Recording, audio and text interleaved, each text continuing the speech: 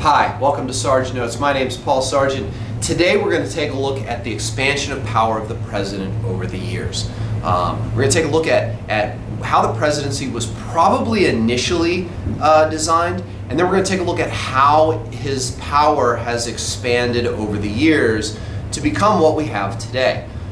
Some of which is controversial, even up to the modern day, and some which may change. This video may be outdated in 3 or 4 months. Who knows? But for now, this is the most current information that we have. All right. So let's start off with saying, like, in the beginning, we're going to take a biblical approach here. In the beginning, and biblical approaches in the United States always involve one guy, George Washington. All right, probably the presidency was designed for a guy named Washington. Let's face it, they all knew who was going to be first president of the United States, and when he was elected, he's the only president who's been elected unanimously by the Electoral College, and he did it twice. It's amazing. I mean, there was no question that this guy was going to be president. And so what they probably did as they're sitting in the Constitutional Convention that he's in charge of is they're writing a job for him to fill with his unique qualities. They knew him. They knew what he was going to do, and so they wrote something for him. They require out of this a few things. They require some sort of wisdom of leadership. He's been a leader in this country for a long time, dating all the way back to the French and Indian War. Not entirely successful in that war, but certainly when it came to the Revolution, certainly when it came to beating the British Empire, who's to say George Washington? I mean, the guy did it. It's amazing. And so certainly wisdom is there. There's a certain degree of moderation that's required in order to fulfill the presidency. And here's a guy, George Washington, who was by his troops offered to be king of America. And he told him, go away. And when the revolution was over and he was able, he could have taken complete dictatorial power of the United States, he said, no, I'd rather go home to Mount Vernon. And so he left and he went home and he retired. He's brought back. That's someone that they want. There's a certain dignity that he brings along with him. He's the celebrity of the United States. He's the most famous person in America. And there's a dignity that he brings with that, part of which comes from his upbringing in Virginia, and part of which has developed over the years of the Revolution. And he also brings with him, and they wanted, a real nonpartisan attitude. Now this kind of, disappears in the later months of Washington's second term in office, but they wanted someone who wasn't going to be on one side of a political spectrum. Someone who's going to be open to all ideas and really looking out for the best of the country. Unfortunately, nonpartisanship went away pretty fast. And this is where we get into the conflict between government and politics. And sometimes things are done by presidents not because they're necessarily the best move for the country, but because they're the best move from a political standpoint to set up for a re-election, to set up their own party to take over if that person isn't elected president, to set up to gain seats in Congress in the next election. Whatever it is, political motives are everywhere. And so this has all kind of gone away. So that's in the beginning. And then we have a few developments along the way that are pretty key, but they happen relatively sporadically. We've got Andrew Jackson, who flaunts the Constitution at times, lots of veto power that he uses, and when the Supreme Court rules against him in terms of Indian relocation, his response is, well, come let the court enforce it then, because I'm not going to do that. So he certainly expands the power a little bit. We have Abraham Lincoln, who comes along during the Civil War, and probably is still today the best commander-in-chief that we've ever had. And really oversaw the war effort in a very, very methodical way, so far as to visit generals in their camps, to fire generals, to rehire generals, to find other generals, to really be on top of this war in a way that other presidents simply weren't. And then, of course, we have FDR. And FDR comes along in a time of real crisis with the Great Depression and vastly rewrites the way that the presidency is perceived with the New Deal. And the idea that the president and the Congress and the federal government can take over the responsibility for some of the economy and regulate the lives and the economic activities of the people of the United States. Now, there are other ways that the presidency has expanded since then, okay? So we'll call these expansions. And expansions are generally going to be extra-constitutional. That means these aren't constitutional things they're doing, but they fit within the bounds of the Constitution itself, sort of. First extra-constitutional expansion of power is a thing called executive privilege.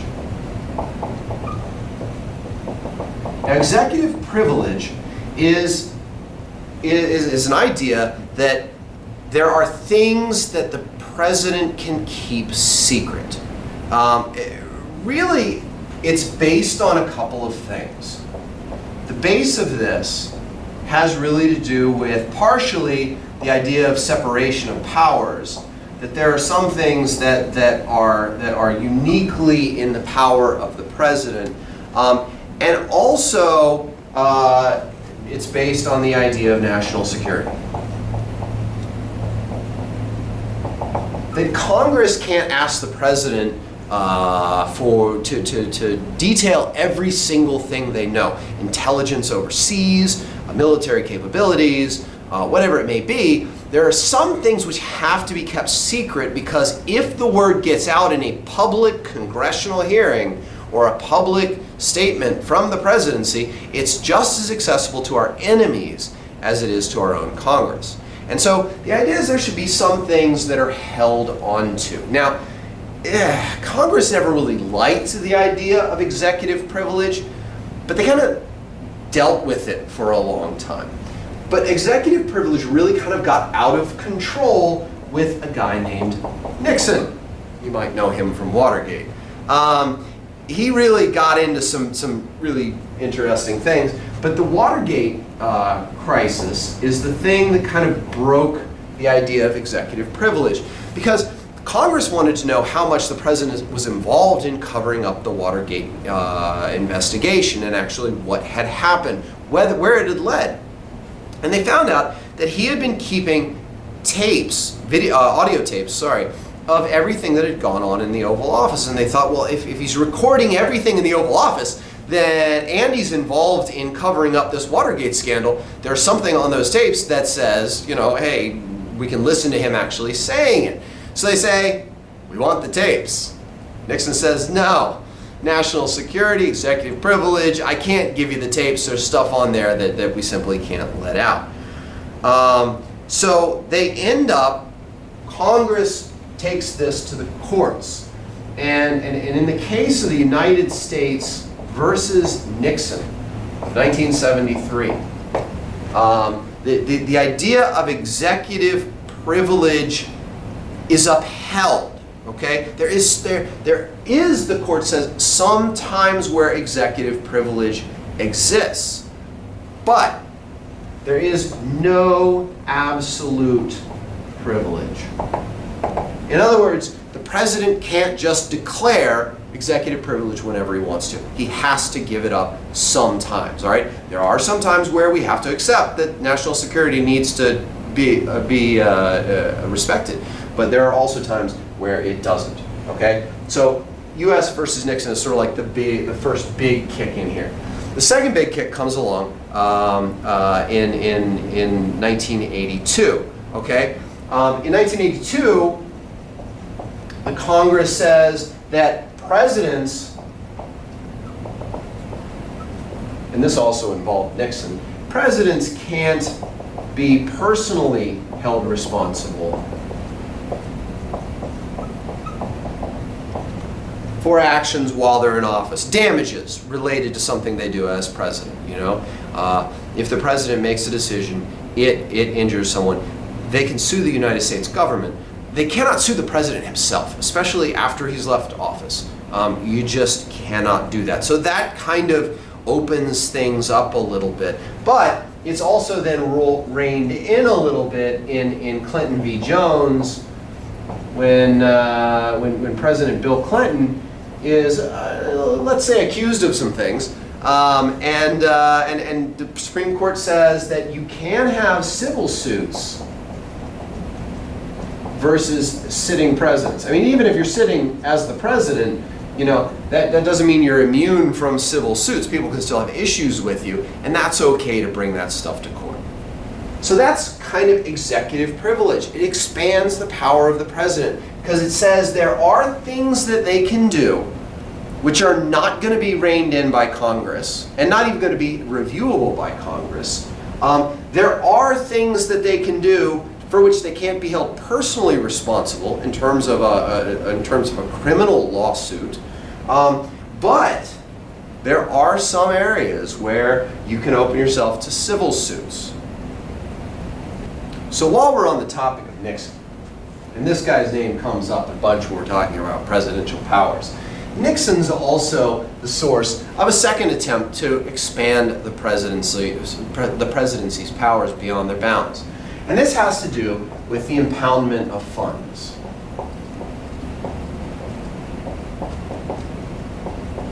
We're going to call this the second way of expanding power. The idea here is this. Congress appropriates money. They pass a budget and they say, here's how much we're going to spend on item A, here's how much we're going to spend on item B, here's how much we're going to spend on item C. And so we have Congress that goes out and appropriates the money. They do that. They do that through law. The job of the president is to enforce the law, to carry out the laws, to spend the money where it's supposed to be spent. And Nixon was a little opposed to some of these ideas. And so, in the face of him as a Republican with a Democratic Congress, he decides to just impound that money. And by impounding that money, it's a lot like impounding your car. He just simply said, we're just going to set it aside and we're not going to use it. And Congress kind of flipped, like, what are you doing? We've appropriated the money. You have to spend it the way it's been appropriated. He said no. And so they pass a bill which has sometimes shown up on the AP exam. I wouldn't spend too much time worrying about the specifics of the bill. I just want you to be familiar with its existence. All right? It's the budget reform, the budget reform and Impoundment Act.